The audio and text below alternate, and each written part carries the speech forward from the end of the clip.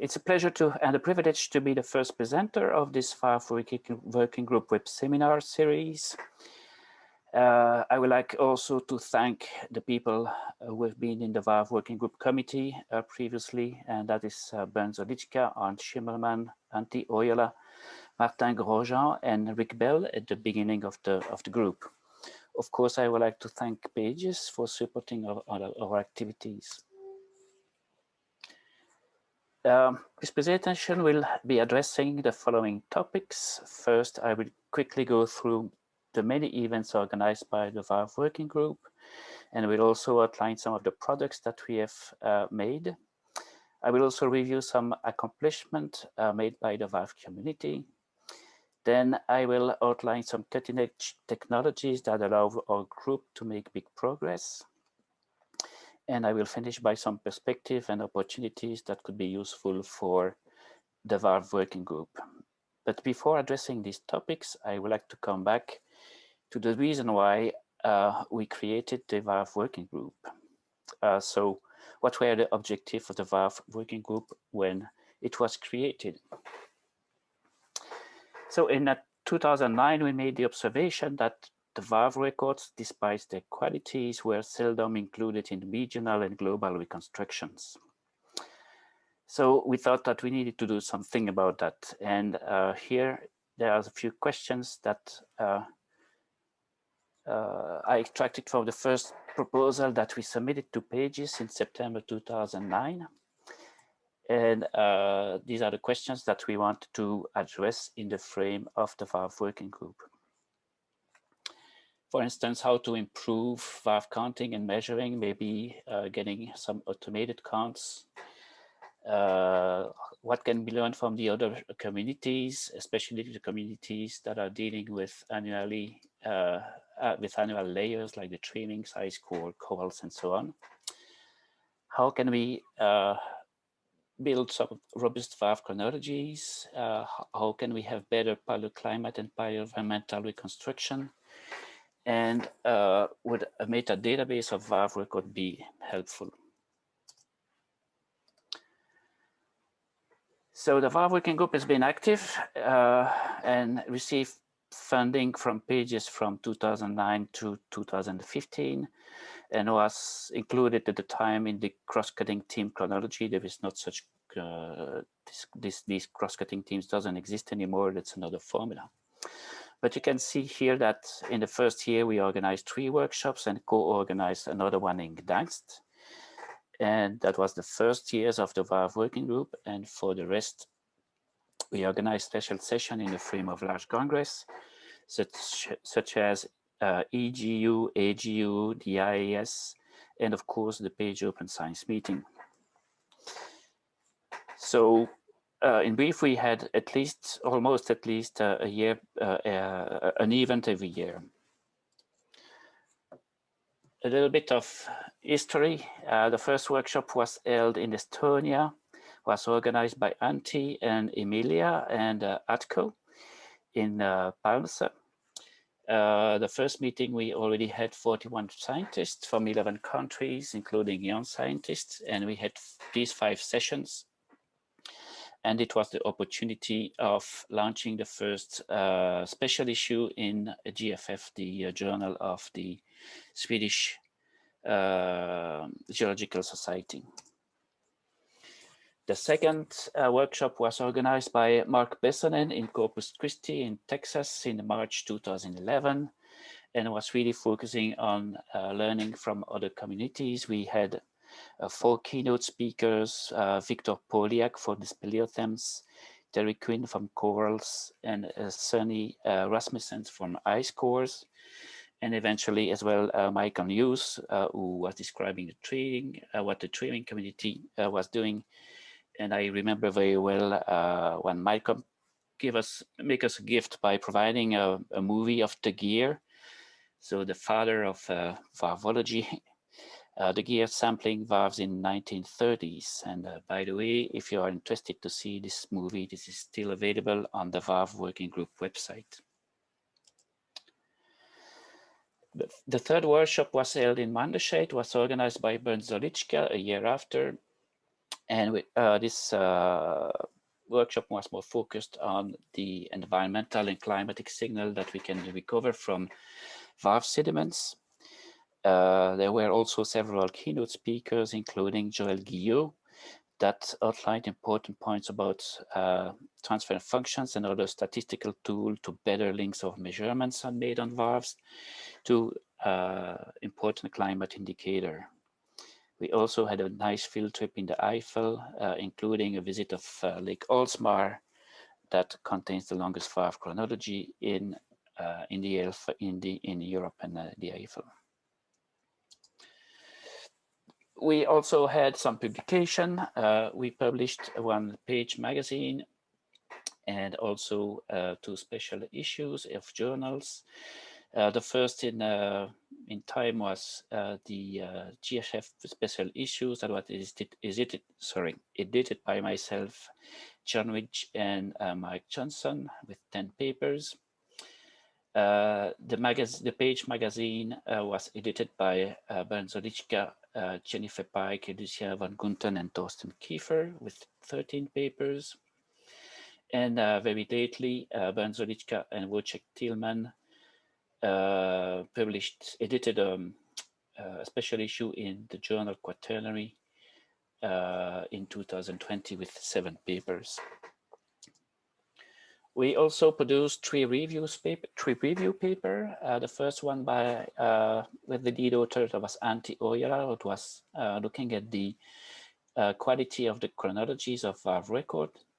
The second was led by Bernd Zolitschka, was basically making a paper, an update of the paper that was produced in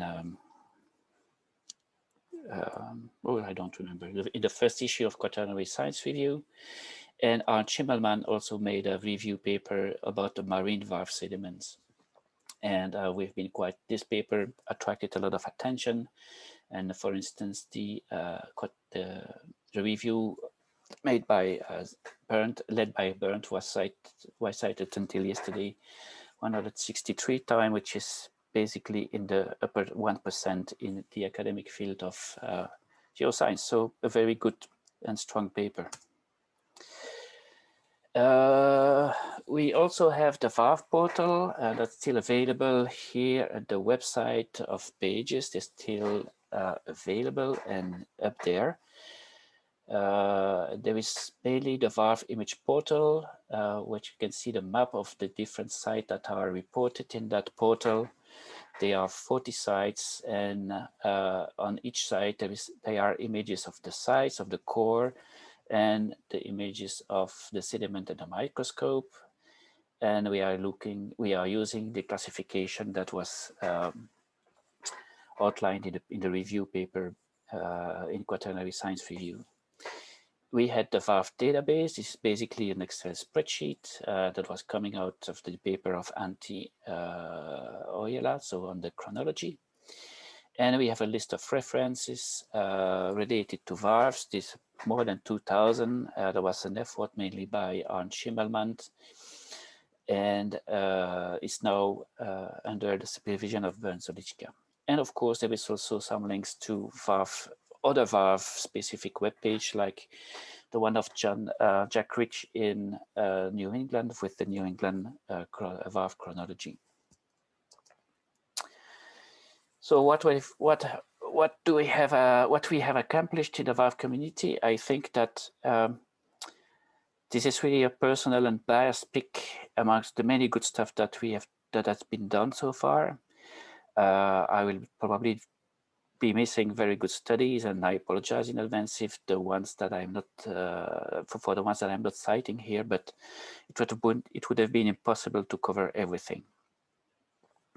So I will cover these 4 different topics, and the first one is the number of papers. According to Scopus, yesterday or before yesterday, there were 2,500 papers with the varve was in the keywords or in the title or in the abstracts.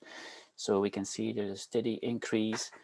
It's not spectacular, but what is more interesting is the time or paper are cited. And this is a very high number. And if you make some simple math calculation, that's a very solid translation per paper that are dealing with varves. So I guess we are a very lively community, and our work is interesting a lot of people. Then I think one of the main things that we've seen during the last 10 years is that we've been able to build better chronologies. We have now very good tools to help us to count varve. We also better report uncertainties in our chronologies. We also better report the stratigraphies.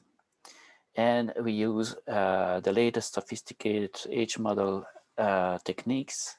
And all that allow to have varve records that are included in the radiocarbon curves, and I will end up with that later on. So there are 4 types of varve counting tools. This one is fully automated and was already published in 2010 by Mark Weber. These are the peak and the peak tool and the BM peaks tool. Here the example of the peak tool. It just simply have the radiograph and then have a profile along the radiograph of the varve sediment and have the grayscale profile here. And it just identify the maximum and also the crossing zeros. So this is fully automated. Of course, this requires that the quality of the sediment is exquisite. So that was applied in Antarctic marine sediments. A second tool that was published in the frame of Lake Sugetsu by Michael Marshall, Iti Tondus, and also Takeshi Nakagawa. That was the famous, that is the peak counter, where the peak counter, what it does, it's superpose, it uses the radiograph and superpose the micro XRF from the eye tracks on top of the radiograph. You can see it here. And this is a manual tool that basically the user is picking the peak manually.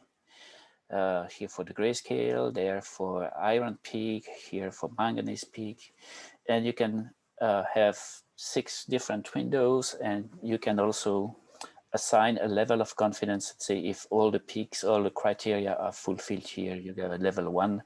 If only 6 of the criteria that you have established, you have a level 2, and so forth. So you have some sort of quality index that you can assign, and it's probably less subjective than just a gut feeling from a visual estimation of the quality of the varve. Then there is a little bit of more sophisticated tool. This is the family. This was something published in 2015, I guess, by Thomas Ebert and Martin Trout. This one is using fuzzy logic, and fuzzy logic basically simulate the fact that a feature can be something else than black and white. So there is always some sort of gradient between a full true varve to a false false varve. And here's an example of what they've done. Here you have a cross-polarized light of a varve record. You have a profile here in the yellow line, and then the tiny red wavy transect with up that representing a winter, down representing summer. This alternation makes a varve. And basically what the fuzzy logic is doing is when a selection is not sure, it is just identify it here with the green circle. Below here, that's the binary representation of the image above. And when you compare the counts between the fully automated physiologic algorithm count with the manual varve count, you can see there are some discrepancies. But this is something that needs to be considered, maybe more developed. The last type of varve counting tools involve deep neural network. So basically, the neural network, you need basically to have small images of the varves, like here, small patches, and you need to train the network to recognize varves, and in general, and then basically the network learns and then try to apply what it has learned to the full image. So what you have here on the right, in red you have correct identification, in blue you have the false identification, and in green here you have the varve that have been missed by the neural network algorithm that is here called deep varve net. So this was specifically developed for glacial varves, and basically not microscopic images. These are sediment phase pictures. When reporting better chronologies, we also now report better the uncertainties, which is important, and more frequently the estimate of a varve quality index. So Big Counter introduced that, but there are many ways to report this uncertainty. Here, for instance, there is a qualitative varve quality index that is reported against the chronology. But another way to do it is also to display the differences between different counts. Here you have microscopic counts, the dark ones, and the light one that are the macroscopic, and then here the difference. So it's a good way to tell the reader where there are uncertainties in the chronology. Another way to be more transparent about the chronologies is to really provide a lot of information about how we are establishing the lake chronologies, the lake stratigraphies. Here's an example of Alicia Bonk, recently published. Well, it's published. It's going to be published next month, I guess. Here, basically, you have the 6 cores, and you have all the, in each of the core, you have marker layers that are identified here by the dashed line. And this is correlation between the different cores. And from this, you basically make a composite profile that you are basically working with. There is also some of the researchers are also making a different version of the chronology. So versioning is also becoming more standard. Another way to do it is here in the frame of the lake tuning, basically same number of cores. Each core here is, each core section has a different color. And when you establish a composite profile, you have the stratigraphic log with the different color of the different holes put together. And something interesting here is the magnetic susceptibility curve with the corresponding color from the section. These measurements are coming from here. You have the crepe density and the color, the spectrographic color profile. Finally, by doing this exercise of working hard on producing very detailed chronologies, it's also possible to identify small hiatus. Here an example from a paper by Kim Brewer dealing with the Intimate project, but it was following a work by Ina Nagan-Power 2 years earlier, where you have one section here with some disturbed and disturbed varve, but when you look at the parallel core, you realize that in this interval there is a hiatus of 5 varves. There are more varves here than here, and even very small hiatus here, only 1 varve. So this detail work is important and allow the varve community to make very robust chronologies and be transparent about it. And of course, we also now use the Bayesian approaches to be able to incorporate in our chronologies independent chronological markers. And this is a typical figure that we see more and more in the papers, with the stratigraphy, the age model that is very well detailed. Here you see the stratigraphy from Lake Gosias, the new stratigraphy of Lake Gosias that was published by Alicia again, same paper, where you have the radiocarbon dates, and in dark blue also the probability distribution of the individual radiocarbon dates. In gray you have an interval that is not varved, so basically the chronology here below is anchored to this date. And the age model, the solid blue line here and here, that's the varve count, and the uncertainty in the gray shaded area. And the age model here is also something that is based on Bayesian on a Bayesian approach, with a Bayesian approach. And here you even have the link with the lead-210 and cesium-137 dating. So all these efforts basically have been included in the Lake Sugetsu record. This is Lake Sugetsu. It's a famous record and has been now incorporated, as you can see here, in the radiocarbon calibration curve. This is a recent paper in radiocarbon in 2020. So what is so special about Lake Sugetsu? So just for, you have an image here, that's in Japan. It's by the Sea of Japan. It's a coastal lake here, the sea is here, and you have a series of 3 lakes, and Lake Sugetsu here is 36 meters deep. And basically, Lake Sugetsu heavy troll, so they have fine lamination. They have tephra included, all the other marker beds like clay layers and turbidites that are representing floods, the clay layers. And they've cored three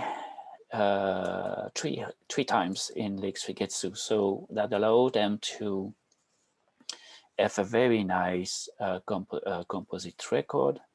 And moreover, there are 800 radiocarbon dates that have been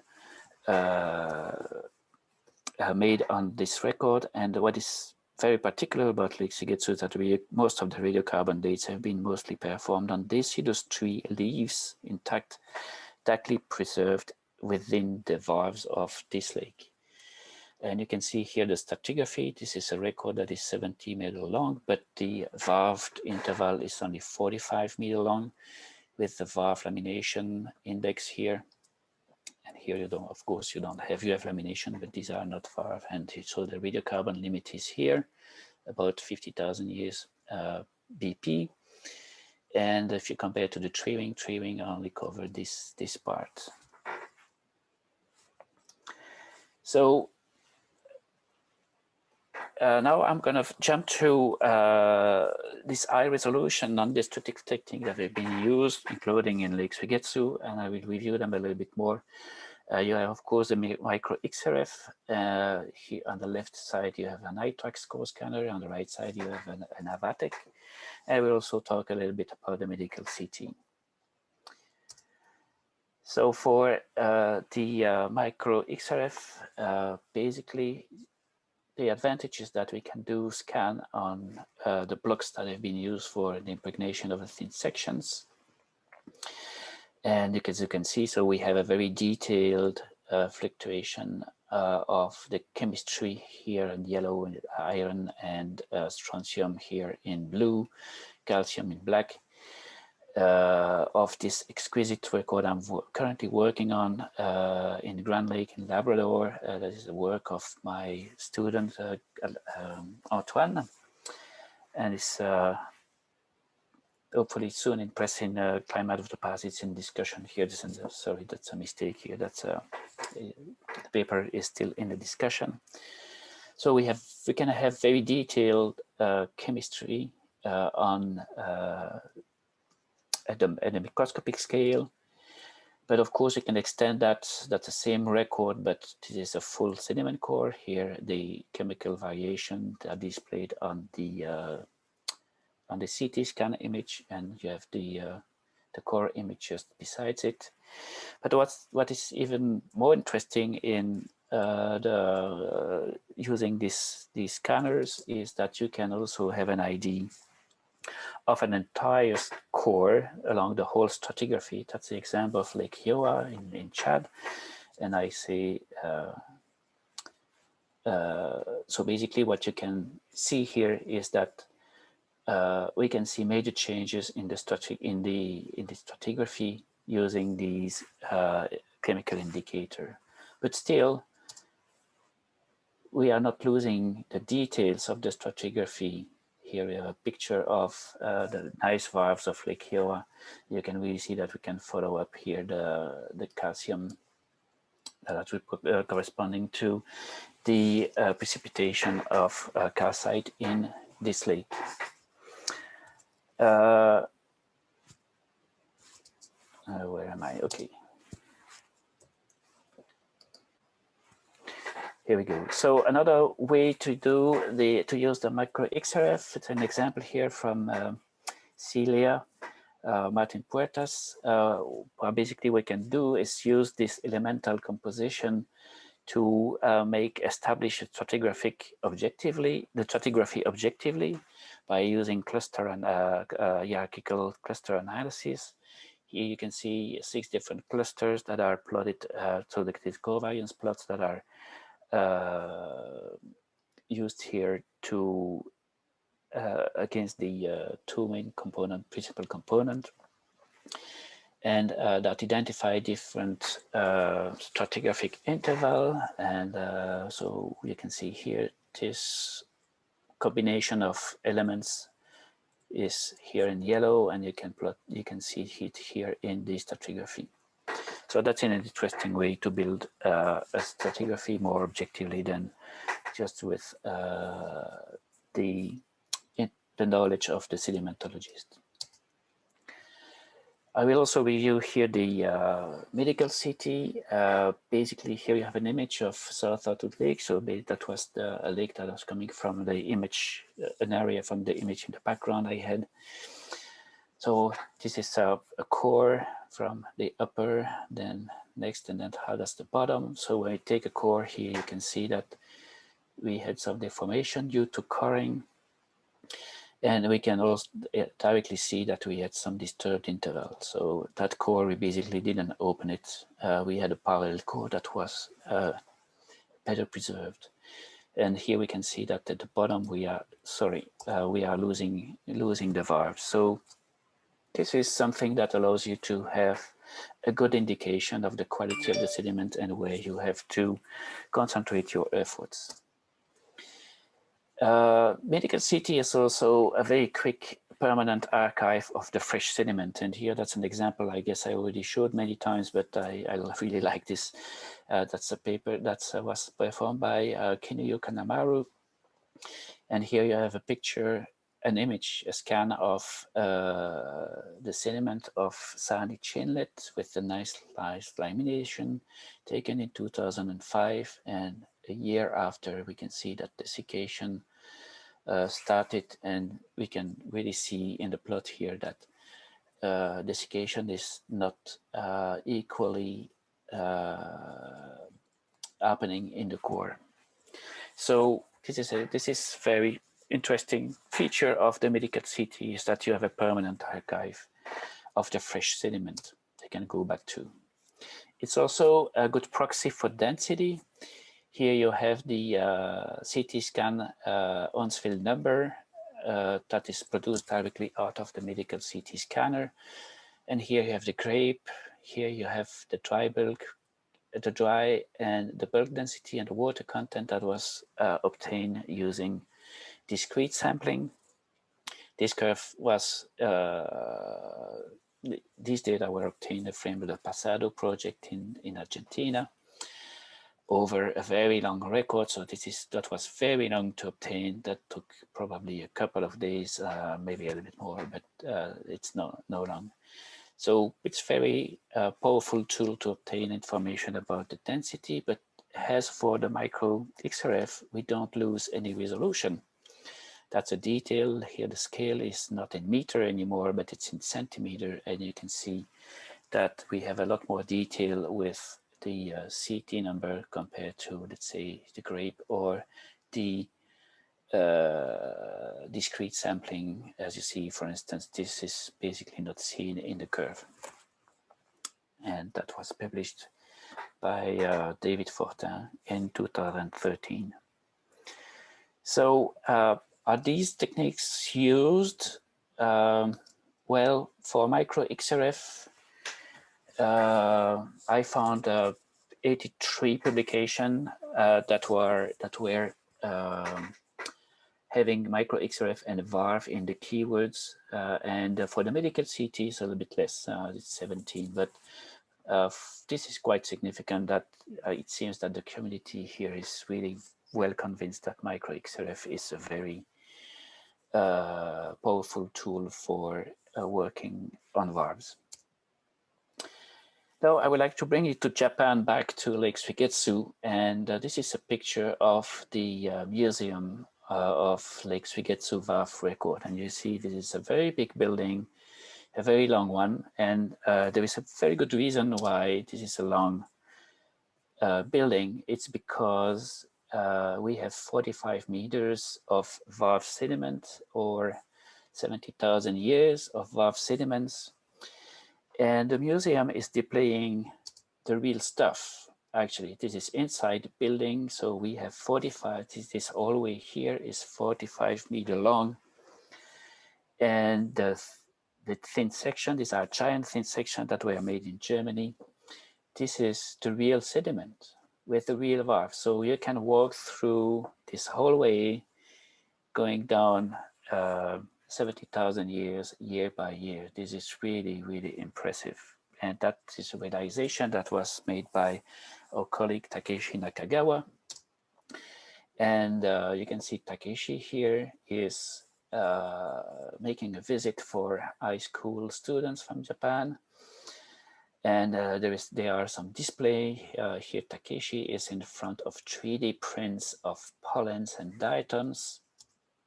You can see it another way here. It's also this is also a live, a timeline with all the environmental and human events, so history combining environment and human history. There is an interactive panel where you can yourself slide timeline, and the landscape in the background is interactively changing according to the paleoclimate reconstruction that was made by the analysis of Lake Sugetsu. So I've been there once, and I really invite you, if you have a chance to go in Japan, make a detour to Lake Sugetsu Museum. It's really impressive. And also last year, this museum was rated second in quality of the Museum of Japan, behind the Samurai Museum. So it's really well received by the Japanese public. Still, now I'm gonna continue on the technological advances. So there are some work that has been done, but it's not well known by many of us, and that's micro CT and hyperspectral scanners.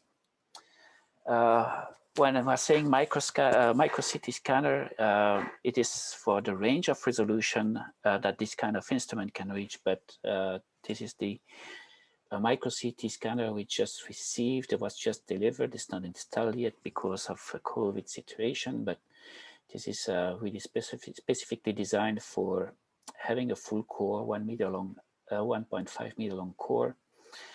And the resolution is, the maximum resolution is about 3 microns. So what this instrument can do, it's multi-scale analysis. This is very interesting in the sense that you can have a picture, you can have a scan of a 1 meter long sediment core, obtained in 10 minutes with a resolution more or less similar to the one we have with the medical CT.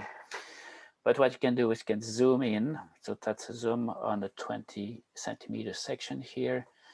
That scan time is 2.5 hours, and you have a better resolution, 40 micron. And then you can still zoom in, same 2.5 hours, and then you have a 10 micron resolution. And with that, in this kind of setup, you can really get to the grain size in 3D. And here is an example from some of our colleagues in Norway, the team of Jostein Bakke, that acquired similar kind of scanner. And you have here 3 blocks that are 3 by 5 by 1.5 in depth.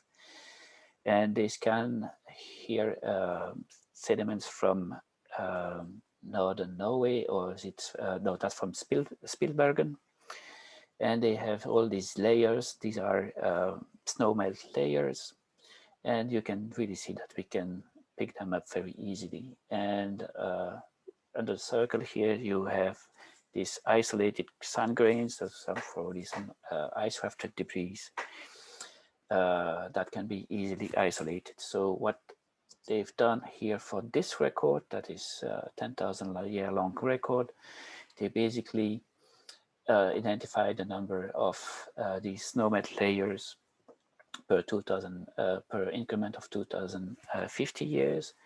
And same thing here, the number of sand grains to this ice rafted debris per cubic centimeters. So another way to approach this. Of course, the team of Adrian with Jacob Pendel also investigated the use of this micro CT scanner in glacial lacustrine varve from a lake in Scotland. Here you have a picture of the thin section. And just here besides, you have the picture of the same place taken with a micro CT scanner with a resolution of 21 micron. And you can see that we have the same kind of information at that resolution. And we need to go at that resolution if you want to really get the details. This is 80 micron, almost 78. You can see that you're losing the details of the laminations here compared to the 21 microns. Another very good, interesting stuff that you can do with the micro CT scanner, but you can also do that with a medical CT scanner, is to separate the different phases in the core. Here you have the organic fraction, the fine component, the coarse component, and the individual particles. So another way to have a very good idea of the material that you are looking at. Very powerful. The next and last one I would like to outline is the hyperspectral core scanner. So the visible and near-red infrared cameras that are here are allowing to scan the sediment core. The resolution, the spatial resolution is quite interesting. I don't remember exactly how much it is, but basically you take a picture, an hyperspectral image of the sediment core, and you obtain a series of spectrum, reflectance spectrum here. So each of these lines are an individual spectrum in each different places. If you work a little bit on this curve here, you remove the continuum, you have this, and then you see that you have some absorption. Here the absorption in the 845 wavelength, and that wavelength have been identified as the absorption of a bacteriophyllophytin. It's called BPHE. And this bacteriophyllophytin is the degradation product of bacteriochlorophyll produced by some purple sulfur bacteria that are living in the chemocline of some meromictic lakes when light is available. So basically, we have here an indicator of the anoxia in some lakes. So the next step is compare this value of this indicator here. That's this axis with measurements that have been done with HPLC, and as you can see, a nice calibration curve here. And then once you have that, you can plot against the stratigraphy the value of this bacteriophyllophytin. So, so if I go back here, you have another zone where there was a maximum absorption, and that's the zone where the chlorophyll is absorbing the signal. And so basically you have these two indicators. That's the formula that is used to calculate the attenuation in the curve that I showed before. And if you plot that against the different stratigraphy, you can see that we can really clearly see the chlorophyll signal within the varves, and also same thing for the bacteriophyllophytin. So that was presently that is in press in this paper. And of course, same thing that micro XRF and medical CT scanner. You can apply that and plot that for an entire stratigraphy. Here, there's a 15,000-year-long record that was published by Stamatima Macri this year. That's mostly in Switzerland, and you have here an history of the primary production, and here the history of the presence of a mirror mixes, and compared to other indicator that we can get with the other instruments. Another proposition has been made by the team of EDITEM in France, and that's a paper that was published last year by Kevin Jack and the people of EDITEM in sedimentary geology. And this one combined the visible and near infrared detector with a shortwave infrared detector. So that's another part of the spectrum. There is a gap in between the two different spectra, but I'm not going to go into the details of what they've done here. But basically, with taking the two curves together, at least the whole spectra together, they will be able to reconstruct the grain size. And here, that's the example that they provide. Sediment from Lac du Bourget that is also very nicely varved. That's this plot, the B plot, is the particle size with laser granulometry, and this is what they obtain with the hyperspectral scanners. So a lot of application, and of course, if you zoom in, we can also here pick up the different parts of the varves. So these hyperspectral scanners are quick, high resolution, and of course there is the matrix effect like for the micro XRF, and needs a calibration for each site. And now to conclude, I would like to figure out, to make some self-assessment of what we've done in the last 10 years. So are the Varve Working Group objective fulfilled? And I think that we improved the valve counting and measuring with new tools. We somehow use different methods and concepts from the other communities. We now develop very robust chronologies, and better paleoclimate and paleoenvironmental reconstruction. I would say yes, but we basically don't provide direct reconstruction of climate indicator like temperature and precipitation. Not often. Some of us do that, but not often.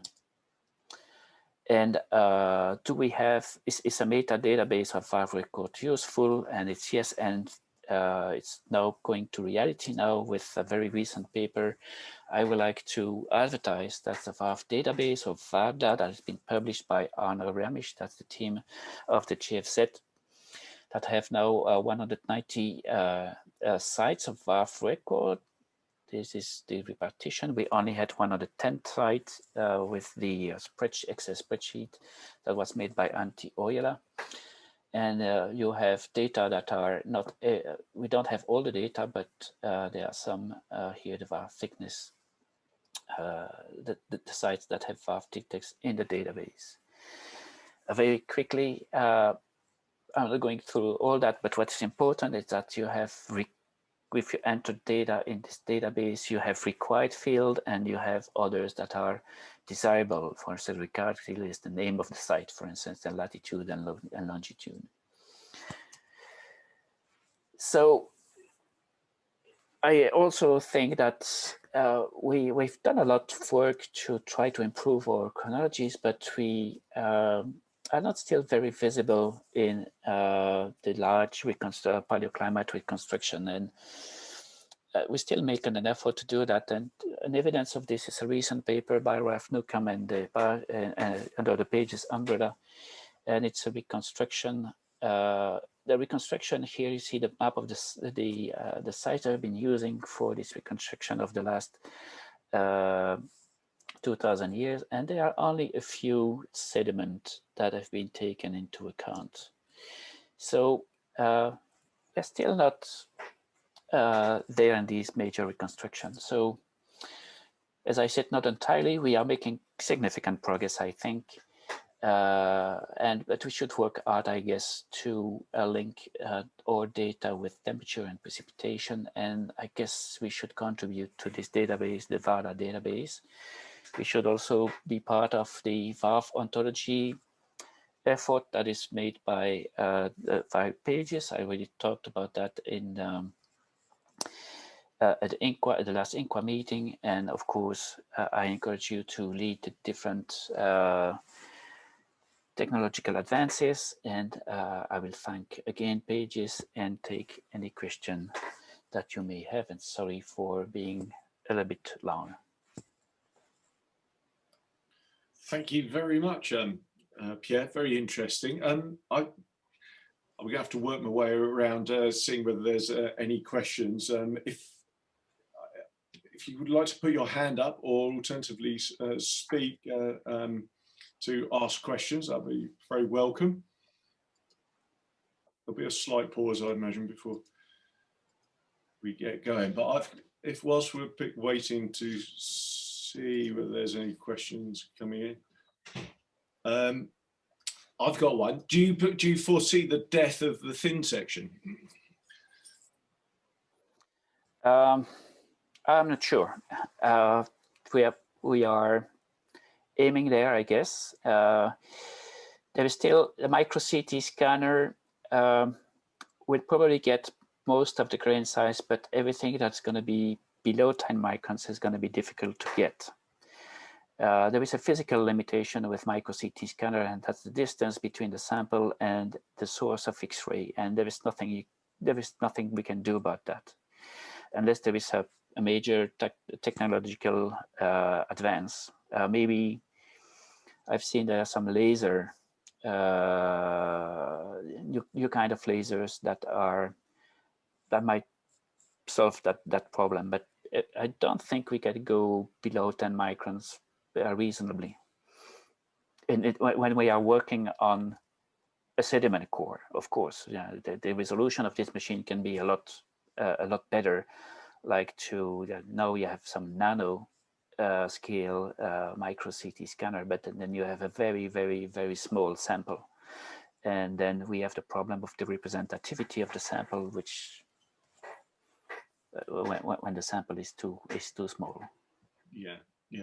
If people, you can also tap something into the chat if people want to ask any questions. May I add something? Yeah, sure. Okay. That was a great talk, Pierre. I would like to add one modern technique that was published by Susanne Alfken a year ago, and it concerns the very high resolution measurement of biomarkers, organic molecules that, for example, can show you the paleo temperature. And this was done in Santa Barbara Basin, among other things. And the method is they embed little slabs in a very special soft medium and then shoot laser onto the surface. that evaporates small amounts of sediment containing biomarkers, and those molecules are sucked into a mass spectrometer where they are measured very carefully for their mass and their fragmentation patterns. So based on that, they can actually extract the biomarker abundance, and from certain ratios of biomarkers, they can determine the paleo temperature. At a seasonal resolution, as within one varve, they can measure multiple intervals. It's just amazing. This is very labor intensive and not cheap, by the way, but it opens another window to extract information from varve sequences. Thank you. Thank you, Arnd. Thank you. Can I ask something? Yeah. Thanks, Pierre. It was a very nice talk, and it's always very nice to hear you talking. Thank you. Regarding the micro CT, I do understand that it's important if you want to measure individual grains or detect where the individual grains lie. But regarding more regular varves, would you see it more important, or would you see that there's more info if you measure the volume of each layer in 3D versus if you just simply measure the varve thickness with the traditional methods, if you see what I mean? I really see what you mean. Actually, what the micro CT will be able to will allow us to do is to measure the exact density of each varve individually, and so with that, we will be able to have fluxes, and that is very important. I think if we want to go into the paleoclimatic construction business, like for doing some forward model or something like that, if you look at models like hydrological models, they are talking about in grams per square centimeters per year. They are not talking about a density, an average density of a varve that is 1.2. Mm. And if we want to go into the process business, getting the density of each individual varve would be a major leap forward, I think. Right. Thanks. I've seen a couple of people pop up in their videos. Did they want to ask questions as Bernd and Ray or not? Sorry, putting you on the spot there. Well, you're muted, Ray. Oh. Thank you, Pierre, for this nice talk. Very interesting to see how the technological development is working in favor of our varve stories that can be told from the sediment record. My question would be, this is going to become going towards the sub-millimeter or even micrometer scale. How fine are we going to use these technologies? What can we get out of the record if we go down to such an extremely high resolution? I mean, varve thickness is limited to I don't know, like tenths of a millimeter at best. Mostly they are thicker.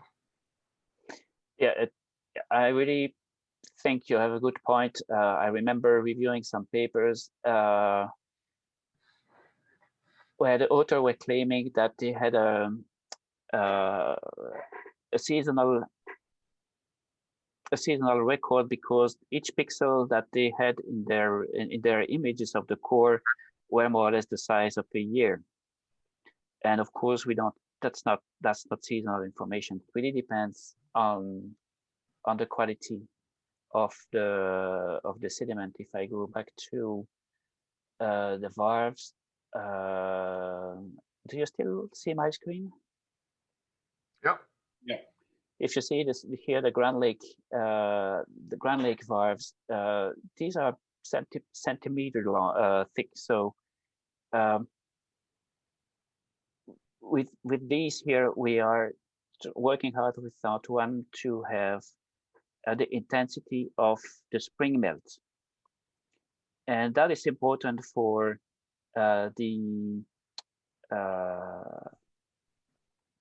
for Hydro-Quebec to produce electricity in Quebec. Now to produce 99% of the electricity. They want to know how change the intensity of these spring floods.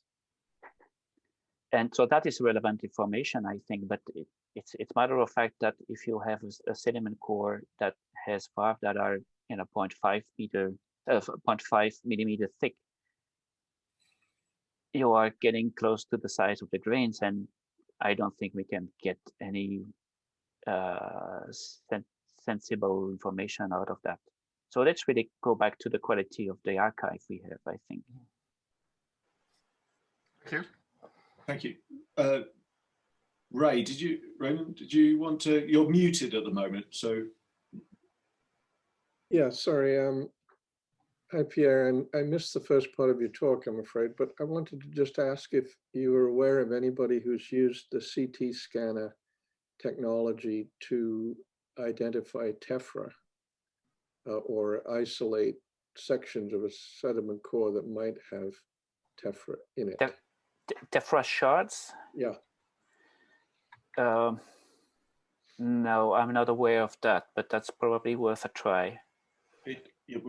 We experimented with it. It was, if you had a visible layer, then it was quite reasonably easy to differentiate between the host sediment, although the visible tephra was laid down within marl sediments, so there's quite strong density differences between them. Whereas if you were looking for cryptotephra, this is a far more tricky enterprise and with only marginal success. So you constructed synthetic cores, is that how you did it? No, this was,